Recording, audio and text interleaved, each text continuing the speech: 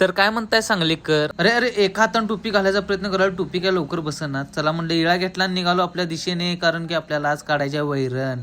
साधी सुधी वैरण नाही, 2 म्हशीची वैरण काढायच्या. मग दावा बिवा घेतलं. हे आमचं फुलात झाड आहे, कसं आले सांगा. ए रुबे रुबे इकडे बघ. मी येऊस तर काय घराकडे लक्ष दे म्हणलं, नाही तुझं काय खरं नाही बघ. बोकड खाते हिरवा पाला आणि तुम्ही नीट जावा.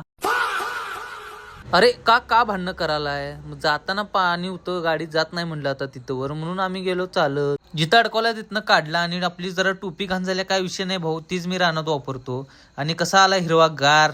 मग चला म्हणलं काढायला चालू केलं. वैरण काढताना हाताला पाला वगैरे कापतो, त्याचं काय टेन्शन घ्यायचं नाही भाऊ, तेवढं बारीक सुरीक लागत राहणार, त्यामुळे काय विषय नाही. मग चालू केलं जोरात जरा स्पीडमध्ये, कारण की का सांगा आपल्याला टाइम नव्हता एवढा जास्त. आणि वैरण वगैरे काढून झालं.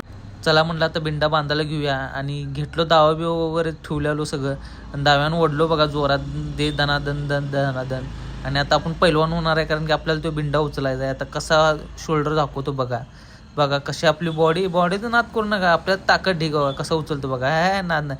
पैलवान आला ग पैलवान आला, पैलवान आला ग. चला, आणि आमचा ब्लॉग आवडल्यास लाईक फॉलो शेअर नक्की करा. भेटून